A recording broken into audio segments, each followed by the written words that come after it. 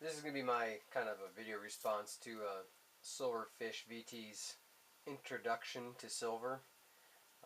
Basically, gave a story of how he was introduced to silver and why he buys it. Um, it's kind of weird how I was introduced to silver because it wasn't by silver coins themselves. It was more because of all these freaking wheat pennies. Now, as far as I can, or as long as I can remember, is whenever I'd find one, my mom was like, "Oh, keep those; they'll be worth more than a penny someday." Well, they are kind of to collectors, but I always just kept every wheat penny I found. This is just a tiny little sample of them.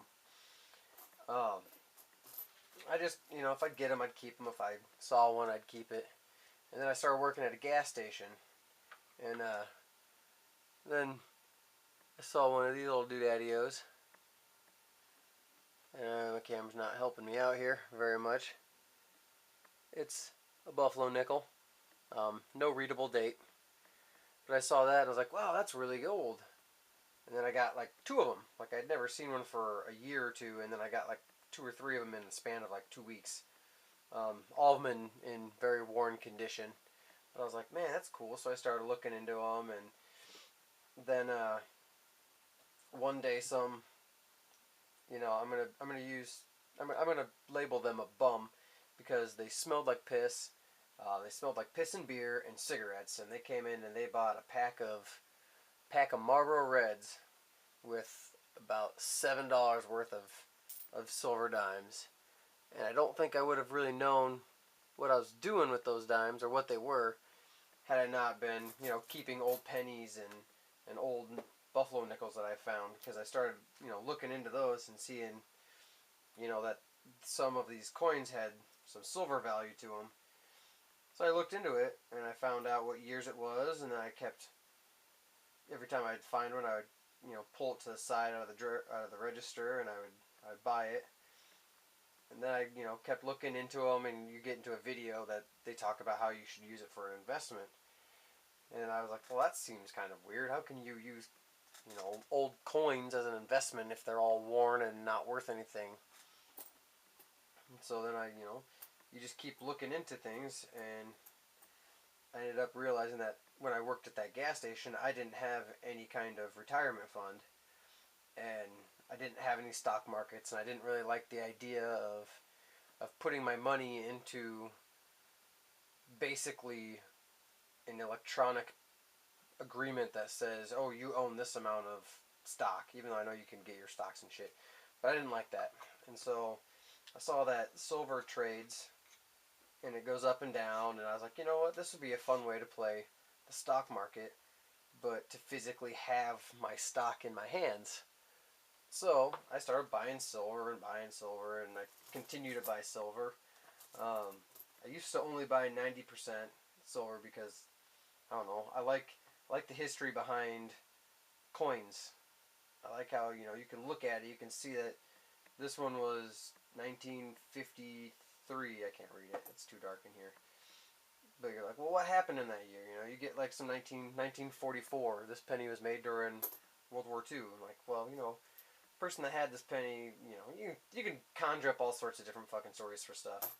And then I had a guy come in to the gas station, and he had a 1901 silver dollar, and I'd never handled one of these before. And I was like, oh, that's cool, So I bought it from him. Um, and normally I didn't buy anything more than like dimes. I just had a shit ton of dimes, maybe a couple quarters, and some Kennedy halves. And I was like, man, there's a whole other world of coins out there, and they're all valuable. So I started looking into, a couple dollars, a piece dollar, a 1923 piece dollar. I don't like buying those because my coin store charges kind of a steep premium. I think it's like $4 premium on those, so they get kind of pricey. They charge $5 a premium on uncirculated um, Walking Liberties, or not Walking Liberties. Sorry, I'm an idiot.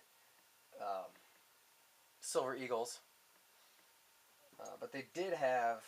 I was dumb. I didn't know at the time because I didn't. I'm learning as I go about silver.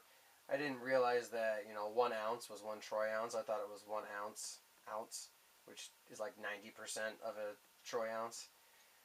And so I didn't want to buy these because I'm like, well, he's ripping me off. I'm not getting my full money's worth because I was dumb. I didn't ask them, and so I asked them, and he told me that no, that's a troy ounce, and they had a whole bin full of kind of not good quality uh, silver eagles. And so I picked out these three, and I got, an 86, a 90, and a 2000. And then recently I just got the buffalo. Shit, I'm way out of frame. The little buffalo. Actually, I got this today. It's like the reproduction of the buffalo nickel. Um, and so I've kind of gone from saving copper pennies because they're old and they might be worth something someday, to saving old nickels, to just keeping what I could find in dimes, in silver dimes, because that's what I was comfortable with, to a couple dollars and then 50-cent pieces, and now I've got rounds. And I don't buy them for the shit hits the fan situation where you're gonna have to spend them as currency. I do and I don't actually. I do feel like they will have value if that situation ever arises, but I don't quite expect it to be to that point where we're going to be using silver coins for it. That's just my personal opinion. I do buy it because it's another safeguard against my dollar. I'd rather have $1,000 in silver than $1,000 in U.S. bills that are maybe worth something. You never really do know if that dollar crashes anymore. How much your $20 Federal Reserve note's going to be worth. I mean, there could come a time where one of these little dimes, one of these little dimes could be worth as much as this note is. But this note will never be worth more than what's on it. It's always going to be $20. So if a gallon of gas goes up to $20, you can get 1 gallon of gas with this. Whereas a gallon of gas goes up to $20, this might go up to $40. Might go get $2 worth of gas. That's a stupid correlation, I know. It's not very good. But I like the fact that this is backed by a precious metal that has been used in currency basically since its first discovery. It's hundreds of, well, more than hundreds, probably thousands of years of precedent with silver coinage over paper. And to me, it just makes sense to have my money in something that's going to be useful. It's going to retain its value. That I know there's people that think that you can buy. Well, I'm not going to go into that. I was going to talk about how the markets are manipulated and stuff, but I'm not going to get into that because I don't fully understand it, and I'm not going to just spout off information that I have no idea of its validity or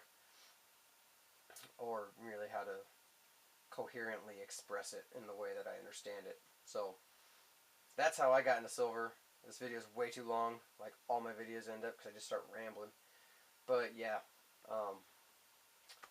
that's my introduction to silver. Thank you for watching.